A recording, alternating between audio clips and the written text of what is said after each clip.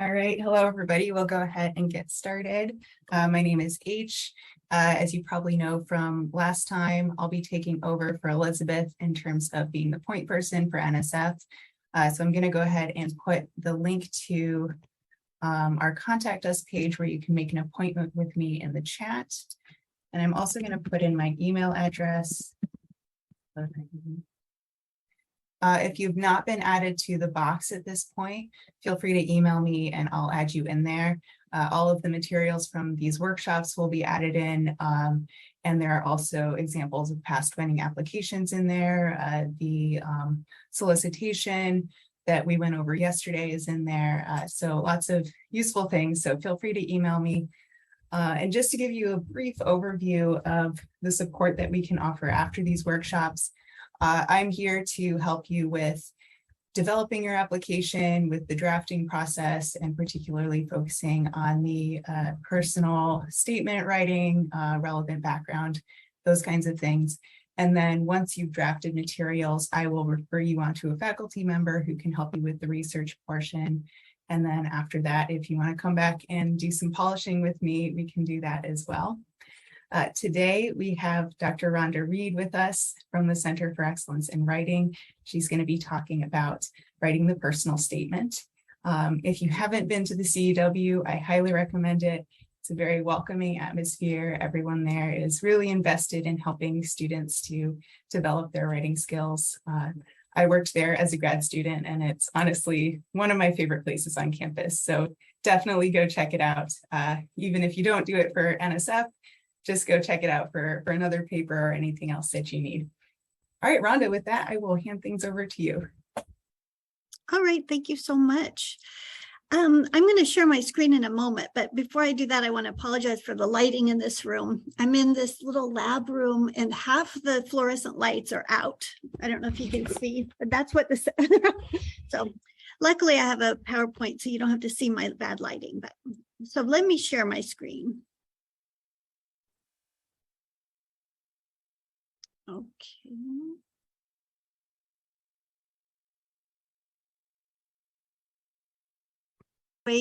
Talking about the process of writing the statements for these really high stakes scholarships and fellowships, because I know it's a sort of daunting endeavor, and it's really impressive that people are, taking the time to apply. I always tell the story about my daughter, who's a computer science PhD student. She was at Pittsburgh at the time, but she applied for an NSF. She kind of waited till the last moment, and because she was very anxious about it, and she managed to put it together at the last minute, but she didn't end up getting the NSF. But I just always remember her experience. And at Pittsburgh, they didn't have the fellowships and scholarships office that was so wonderful. We are lucky to have at UB, and she really didn't get, she didn't get any of this kind of support that you're getting, and was kind of just doing it on her own. And so I always think of that, and I think Buffalo students are so fortunate to have the fellowships and scholarships office and all the support. So just momentarily, thank you, H, for your kind words about the CEW. But yes, we are the Center for Excellence in Writing. We're now in 17 Norton. I give you our address for our website there. And just know that as you happen to be working on all of your applications for all these amazing things that you're working on, articles, anything that you're writing, we do have a large group of advanced staged PhD students who work as writing consultants in the CEW, and can be made appointments with for one-to-one talking about any kind of piece of writing that you have. And they're really nice to just kind of get a second set of eyes, make sure that you're communicating, ask any questions that you have. They're not scientists by and large, but they're very good readers of your work. So the first thing that I want to say is I want to share this picture of a baseball player. the reason for that is that what you're doing when you decide to apply for something that is, very competitive and very high stakes, big deal, like an NSF, is you're taking a swing, right?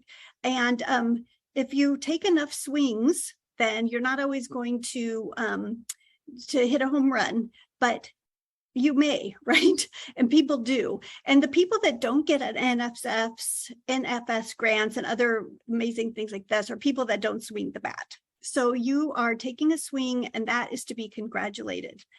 So I would say that that's the first thing, is you're here, you're forming an intention to engage in this process, and that separates you from a lot of people. So that's fabulous. The other thing, though, is that by being here, it's not enough to just swing the bat, but you are committing yourself to maximizing your chances of success through a really strong process. So by going to these sessions and by doing advanced thinking, and that you're maximizing your chances, because they are very competitive, and people who are winning them are putting in the time and the seriousness. So congratulations. Now, this is just one of many big projects in terms of applying to completing the application process for one of these grants, is just among the many big projects that you are probably engaged in, and that you have been engaged in, and that you will be engaged in. And so it's always good to have kind of an approach to a big project. I have a picture of an elephant here. Because people often think about an elephant as being the metaphor for the big overwhelming project that seems like it's going to come barreling down upon you. But really, a big project that might seem overwhelming, daunting, is really made up of a lot of different discrete, manageable subunits, right? And those manageable subunits of activity or a task are all kind of different, right? And they feel different. You might have a different relationship to them. So, for example, lining up the people that are going to write your recommendation letters, that's a task. And for some people like me, being a shy person, that would be one of the hardest things. But I'm going to talk today about the part of that process that is writing the statements, particularly that personal kind of statement. But if you have this, if you decide to apply for the NSF and you look at the application, you start to see all of the discrete pieces of activity that you have to do to complete it. And you have plenty of time because you're getting started early. So if you think about just taking one at a time, and before you know it, you'll have the whole thing done. So in the first thing I would say is to really look, and this is what you're doing this week, you're really looking at the website, you're looking at all the different pieces of the application process and kind of identifying those smaller chunks of activity that you have to do to complete this. And then my suggestion would be that you build a backward timeline of these activities. So starting with the date that it's due and going back to how far, when do you want to have a finalized draft of your statements? When do you want to have gotten lined up your letters of recommendation, et cetera, so that you have given yourself plenty of time to kind of maximize the impact of your statement, right? Giving yourself so that you're not crushing everything into the last minute. One of the things to understand, and maybe I'm oversensitive to this because of my daughter's experience and my own proclivity toward avoidance anxiety when it came to my dissertation, but avoidance anxiety, when we're doing something that seems kind of big and it seems a little daunting, and it maybe even seems a little out of reach, we can develop avoidance anxiety around it. And it might be that specific parts of it have like more of an anxiety component to them or feel more daunting. And so and sometimes it's the writing and the personal statement kind of stuff. And so you might experience a little bit of avoidance anxiety around these writing tasks within this. So avoidance anxiety really is like when you think about what anxiety feels like, it's when you start to approach an activity and then you start to feel unpleasant feelings arising, right? And so when you have a fairly long amount of time, what you can feel is that, oh, I don't want to feel that right now. I can feel that way later. And so you kind of back away from it. And you might feel overwhelmed. So that's kind of where avoidance anxiety comes. And then the more you avoid, the more anxiety builds around it. And your intention to have given yourself a full 3 months of work on this process suddenly gets compressed. So just be aware that that happens to everybody, but that's avoidance anxiety. In terms of the personal statement, we can have some anxiety about it because there's just like, if you're thinking about, writing about yourself and your life, there's just an excess of material. So the amount of potential material might feel kind of overwhelming in terms of choosing what to write about. The other thing is, people, when you're thinking about applying for something as prestigious as an NSF grant, you might have this very common experience of having imposter syndrome, where you just kind of start to think, your mind is telling you things like, well, I'm not actually good enough. Could I actually do this? Everyone else is better than me, and all that sort of thing that comes in. And that can be fairly powerful in terms of like creating anxiety. Also, when we're applying and we're writing about ourselves and we're kind of focused on these things, it kind of can get a little bit tied up in our identity. And that can be, so it doesn't feel like just some other task. It feels very, it has a lot of layers. So that can create anxiety. And just generally in terms of future thinking, the future is unwritten, it's uncertain. We always have like hesitations and nerves about our future. So all of these kind of things can contribute to quite a heavy push toward avoidance anxiety regarding these applications, but especially the writing part. But in terms of overcoming anxiety, so the reason I speak about it for so long, about this avoidance anxiety, is I really think that you have to be clear about something and understand it in order to avoid it.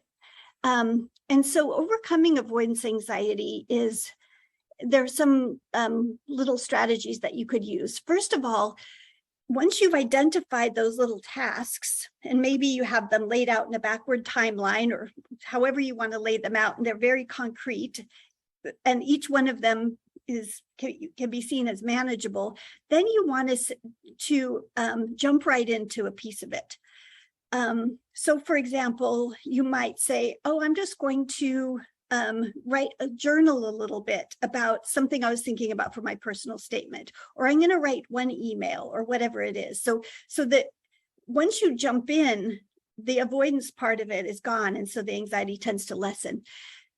I often like to try like a timer, because I know that I can handle an increment of time. So for example, if I wanted to work on a piece of writing, I might set a timer for 10 minutes and say, I'm just going to sit down and write for 10 minutes. It doesn't even really matter if I end up using it, or it doesn't matter where it is. I'm just going to sit down and just get started. And I know that I can handle 10 minutes, right? So I will set a timer and write for 10 minutes. And by the time I have that 10 minutes done, the anxiety has dissipated because I'm not avoiding anymore. And oftentimes I will have gotten into a flow, and maybe I'll keep writing for 45 minutes, who knows, but I've at least gotten started. And so that really helps. So making the activity low stakes. So in terms of writing, saying, I'm just going to kind of do a really informal early stage draft, or I'm just going to write a kind of a bad version, right? Even if you tell yourself it's going to be bad, right? Then you won't feel as much stress as you do when you say, I'm writing this very important application that really means a lot to my future. So making the early stages that kind of low stakes. Breaking it into small chunks, right? So say you're writing your entire personal statement. If you know that you want to talk about a certain piece, just write about that piece.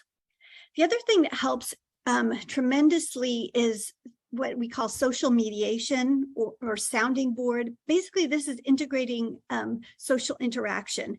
Anxiety breeds in isolation.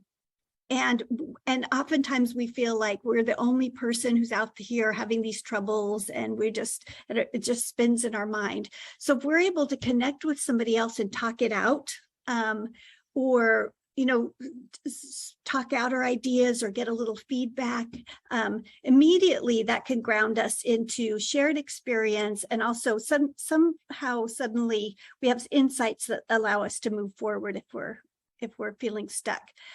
Going back to the story of my daughter, she was, when she was doing her NSF grant, she was very, very anxious, and it was kind of getting into the last minute.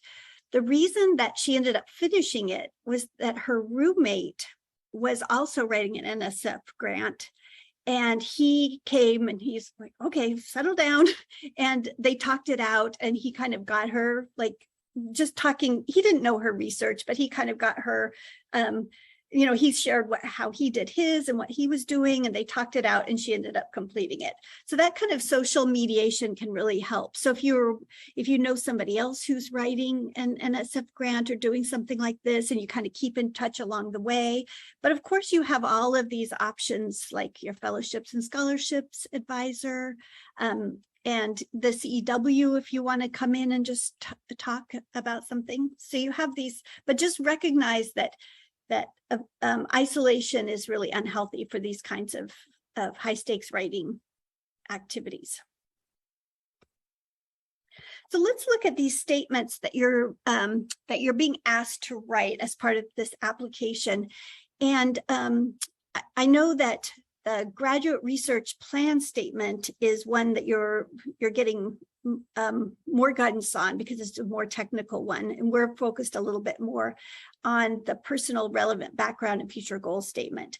But rhetorically, you do want to think of them as being together, because they're accomplishing two different things as part of your application. So you don't want them to end up overlapping with each other. So I think it's important to kind of think of them as being, two pieces of the same kind of rhetorical action. So the personal relevant background and future goals statement, this is like the personal statement, right? Which is supposed to be 3 pages long, I believe.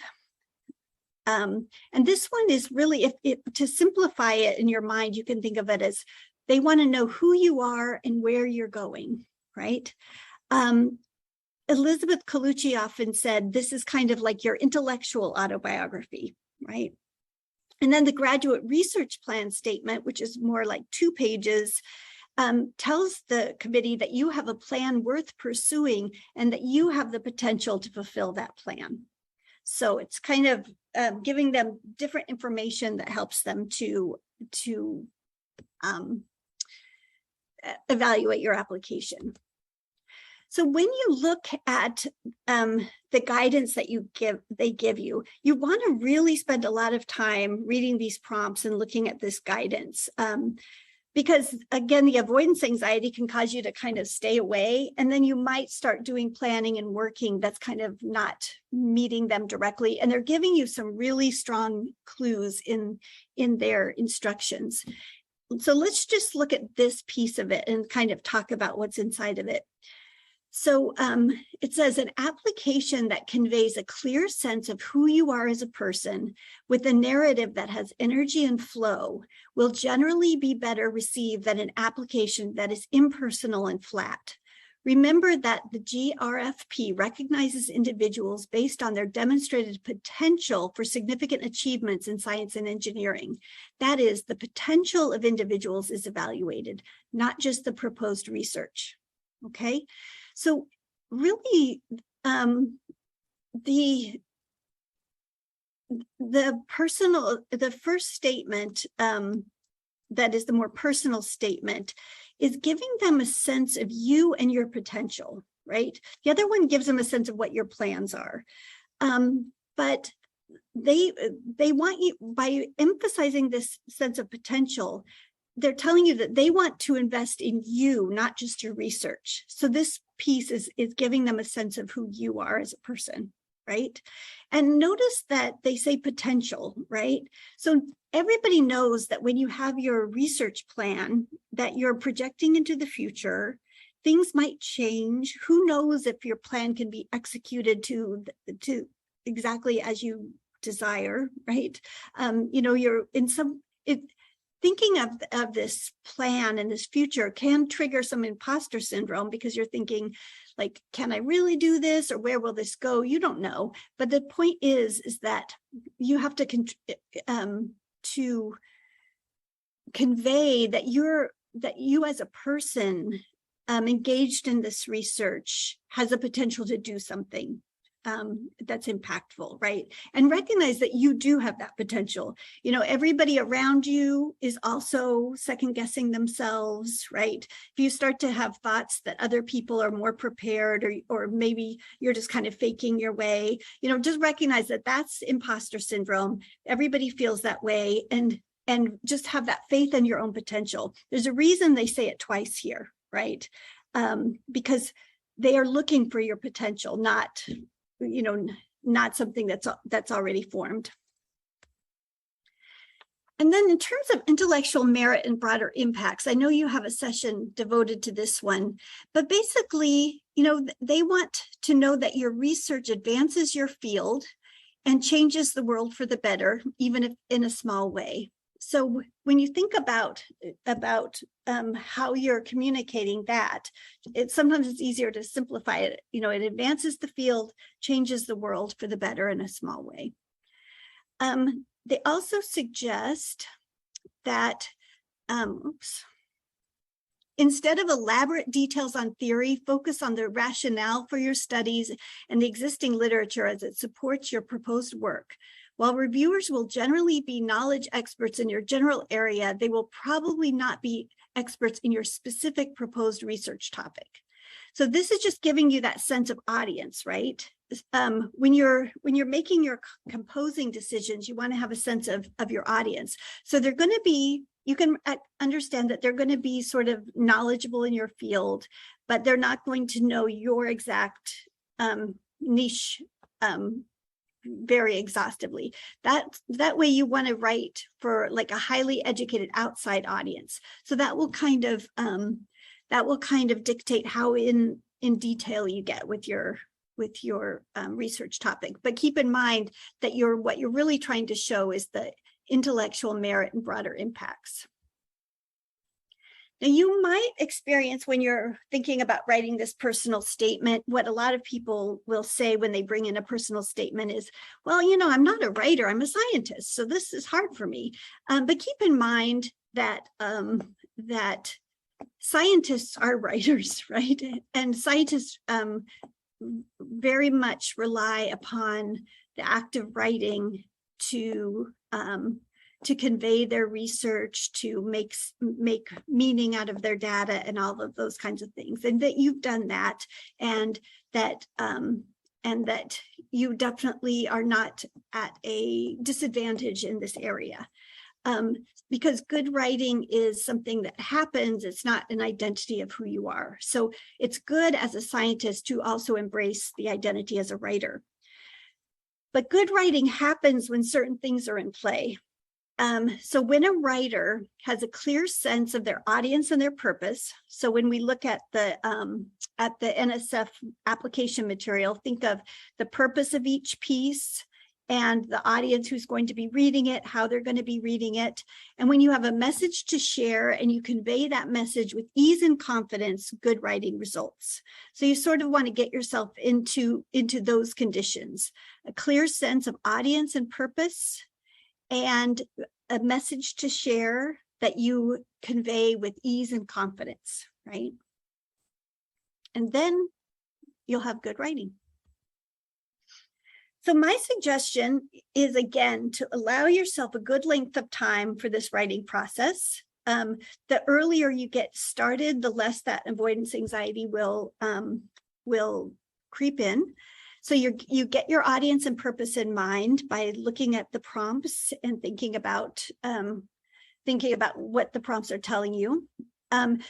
it's a good idea because I bet you are not just applying for the NSF. You are likely applying for a lot of things, and you will be applying for a lot of things. So it's a great idea to have a personal statements journal at this juncture in your career where you just think about, sometimes you'll be doing something and you'll think about an insight that you have or a memory that you have or an idea that you have for personal statements that you can jot down. And so you start to create material for whatever personal statements that you're writing. And also journaling is nice because it's very low stakes. It has a sense of yourself as an audience. And so you might not get that sort of, you might be able to write with ease and confidence. In the early drafting process, again, writing fluently without worrying about perfection. That is really how you get that flow that they were talking about, that is really communicative and engaging instead of that flat impersonal tone. So it's very important when you're starting to draft your personal statements that you just don't worry about how long it's supposed to be or the grammar or the wording, and just kind of allow yourself to flow. Have a little fun with it if possible. And in the early process, go ahead and generate an excess of material. Be generative rather than thinking about the page limits or what you want to hold back on. Throw it in at the beginning. You can always edit it out. So when I think about like early drafting, I think of putting a lot of clay out on the table, and then the sculpting process is how your statement kind of evolves.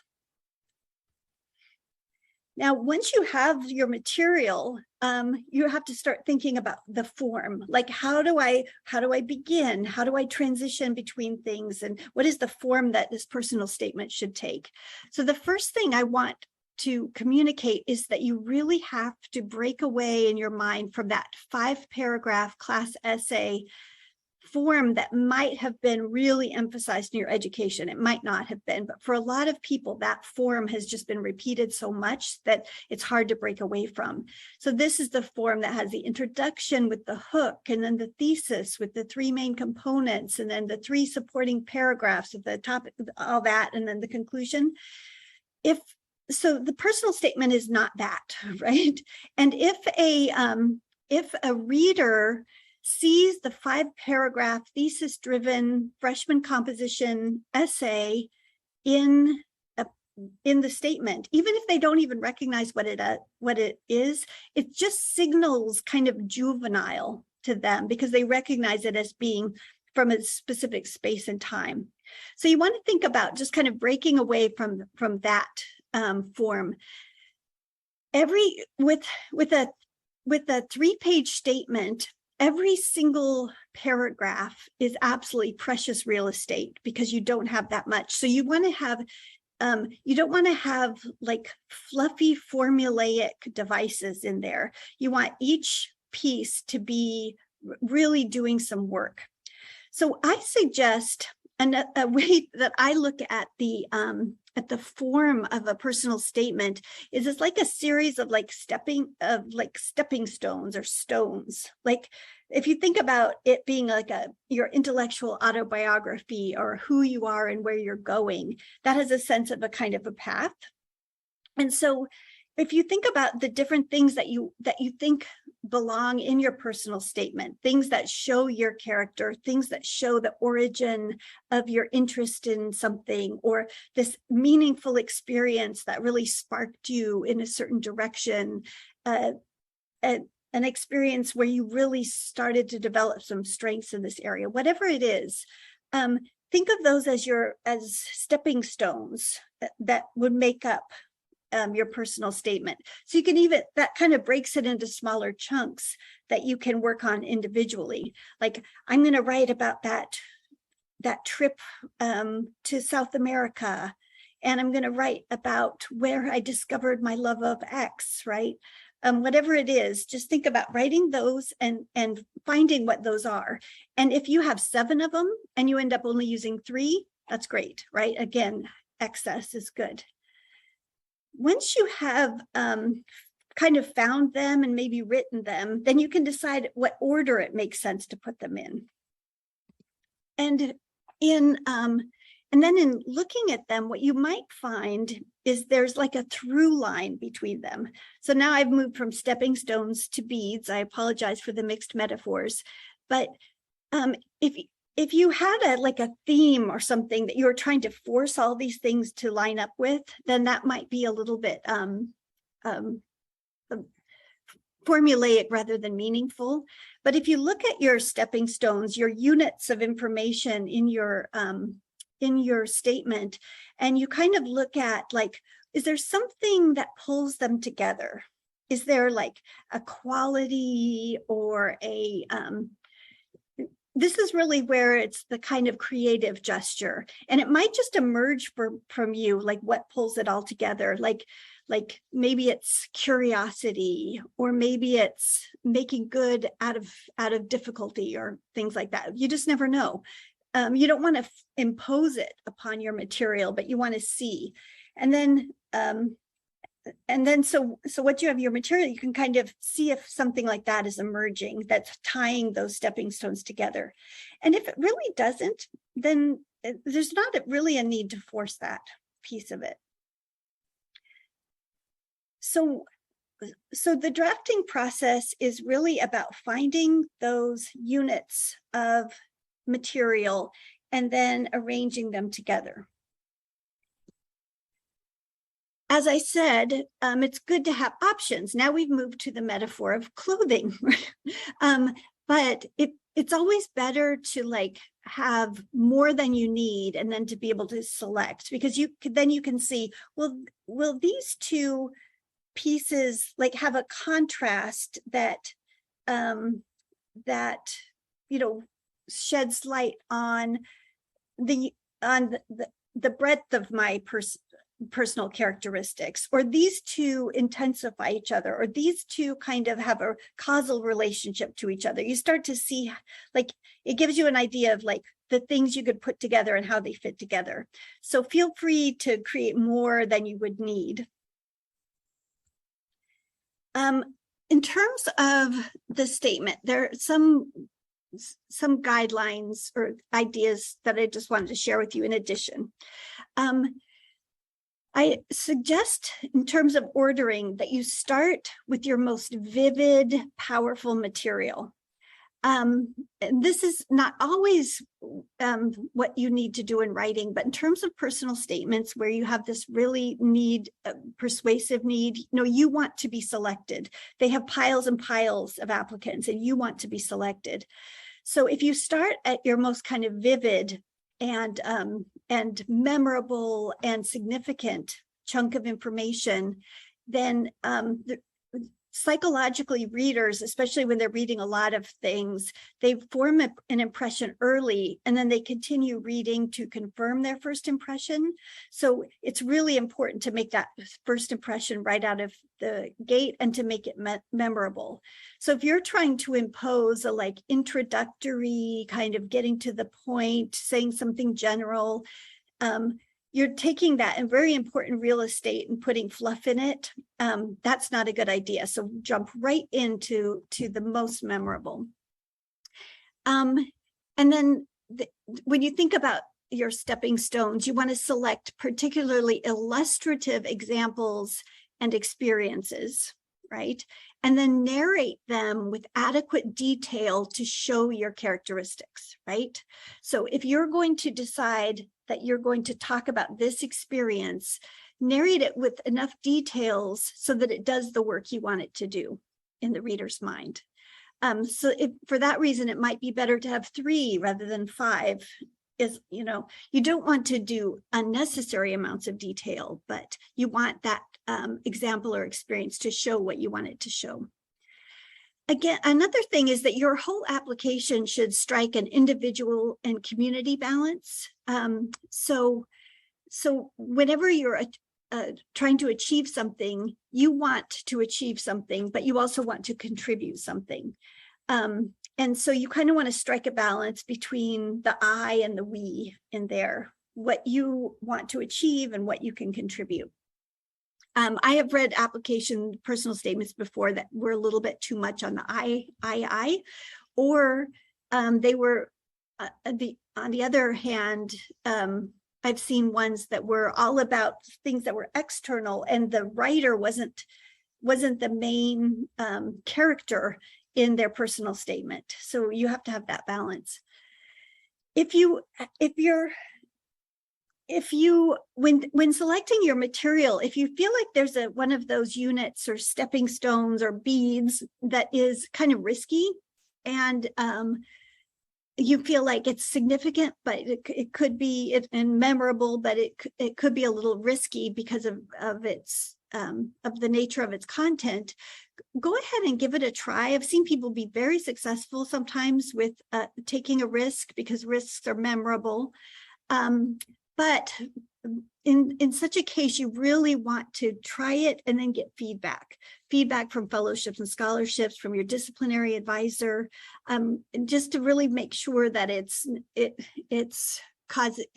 achieving what you want to achieve, and being willing to make a different decision if you think it's best. Once you have the piece drafted, you want to make sure that you give enough time for revision. Revision is really what makes the difference. So you've invested all this time in writing, and we don't want to overestimate it. Is the personal statement part is only 3 pages, so it's not the longest thing you've ever written, but you've done a lot of thinking and done a lot of writing. So when you return, think about returning as a reader, right? So give yourself a little space of time. The writer sees things that the reader does not, and vice versa. So if you return as a reader, put yourself in the position of the application committee, and think about their position as an audience, what they're looking for, and see if you can see it through their eyes, to see how it's landing. During this process, this is where you might identify that through line that we talked about. And if you do, see if there are little changes that you can make to highlight or draw attention to it. And it might be a little framing a device, or it might be some transitions, or just the creative ways that you can create that cohesion between your different units. In the revision process, it's good to run past multiple audiences. So for example, H, in fellowships and scholarships, maybe someone in the CEW, maybe your advisor. Don't run it past too many. Otherwise, you'll have too many cooks in the kitchen. But different people will see different things. And just check back frequently with the prompts. You might have written something wonderful, but it doesn't quite connect with the prompt. You're leaving plenty of time for this drafting process. Many people who are writing these pieces, even though they're shorter, they may go between 4 to 7 drafts of it back and forth. So in terms of like wordsmithing or perfecting, once you have all your revisions done and everything's in place, then you can really work on that level, because you don't want to work too hard polishing something that you may end up changing. But to be honest, I polish along the way. We do that. That's fine. The thing that should come last is concision. So maybe you have been writing and writing, and that it's a little bit long. Allow it to be a little bit long for a little while, and then at the very end, you can work on just taking out unnecessary words, maybe sacrificing a little section of it. But allow yourself prior to that to explain yourself fully, and because it's always easier to take out words than to not know what those words would have been. So those are some thoughts about the revision process. And just remember that at any stage of this, social mediation, talking to others is healthy. And you have many options for that. In terms of the work between the Center for Excellence in Writing and Fellowships and Scholarships, you have some excellent writing consultants now in Fellowships and Scholarships, H being one of them. And but but it can be useful to have multiple perspectives, or maybe you want to, have more time to spend. So we have consultants at the CEW who are PhD level that will be associated with fellowships and scholarships that you can link to have additional appointments. And so if your Center for Excellence in Writing appointments are now being scheduled through Navigate. So if you go into Navigate, you can find writing assistants, and you can find consultants. But there are consultants who will be recommended through the fellowships and scholarships page as well that you can make appointments with. And just think of this resource as being there for you for anything that you're working on, because people who are really going after competitive things, who are extremely ambitious and hardworking and motivated, they make use of the resources, and it makes a difference. So, all right, I will stop sharing and see if anybody has any questions. I know I've given you a lot.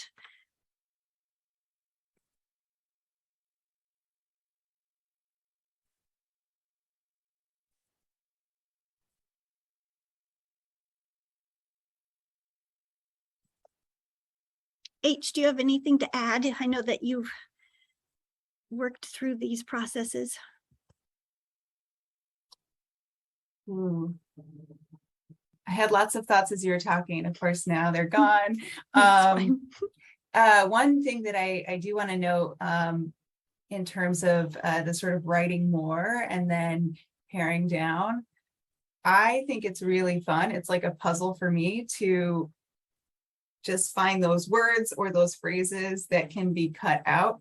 So definitely like do what Rhonda said and write a bunch. And then if you're really struggling at the end to figure out where you can sort of pare things down, come see me and we can just play with it and figure it out, because that is actually quite fun for me. So bring your statements to me and we can do that.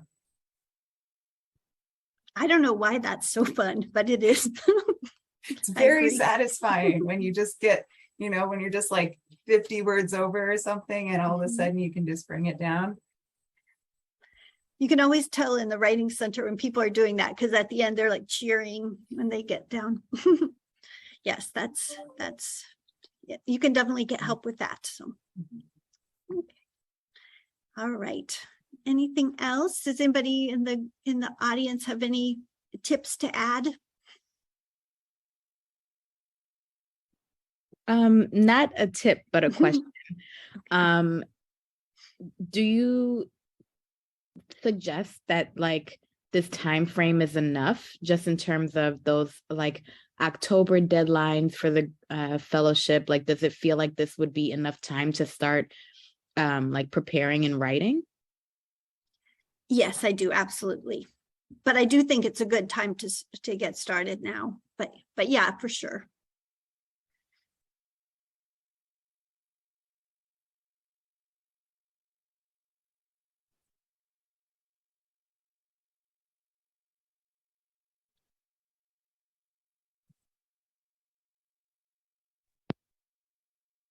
Yesterday, I encouraged participants to look at some of the samples. So I wonder if anyone took a look at the samples and saw some of the things that Dr. Reid was talking about with the narratives that the examples included, or saw anything that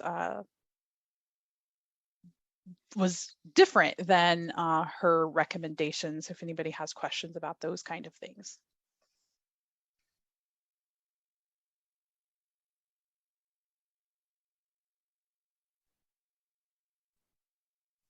Yeah, I think it's good if you're going to look at models to look at a variety of them, because sometimes when we look at a model, we try to start to lean on it in terms of form.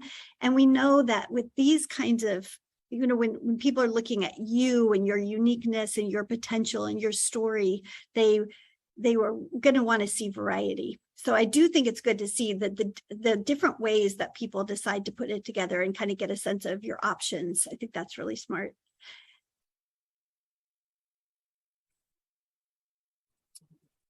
While we're waiting for people to maybe formulate questions or to think about the examples, if they were able to look at some, I have a question. So I struggle so much with writing about myself, And I feel like that's probably the biggest struggle that a lot of us have.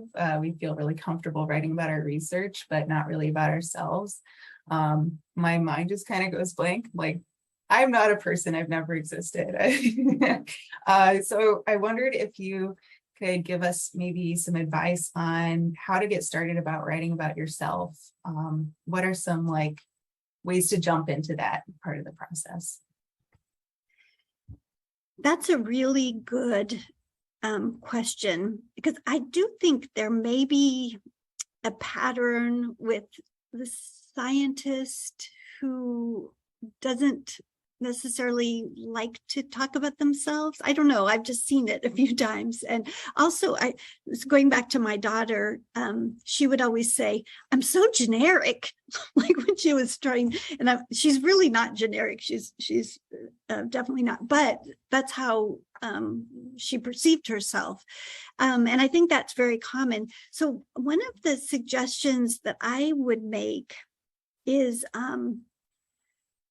to have a brainstorm with someone. And the CEW folks are pretty good about this, but I'm sure fellowships and scholarships is too, and have them like have somebody kind of interview you and ask you questions like, well, where did you first become interested in this? Did you ever, and just kind of talk about your experience, and have the audience person that you're talking to point out, well, now that is really interesting, and ask follow-up questions. So you can start to kind of identify like what is unique and interesting and pertinent about you from an audience perspective. So I think sometimes that brainstorming, and even somebody can sort of interview you. Even talking to a parent, because your parent might be fixated on you and might be just obsessed with everything you do and really has a lot of sense of what you've done. So I can't relate to that, but. Can you hear me at all? Mm-hmm.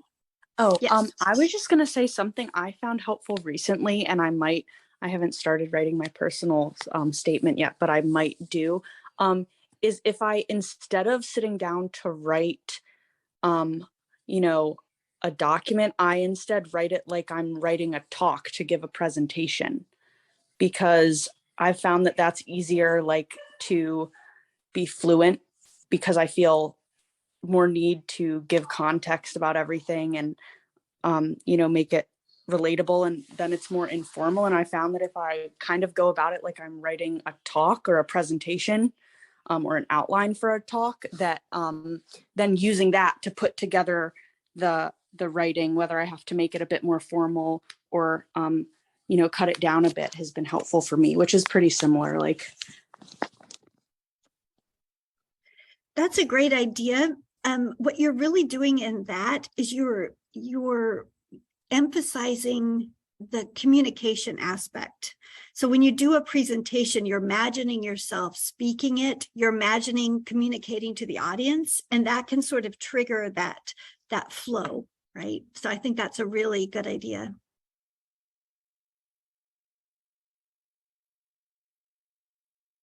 What about others' questions or tips that you have?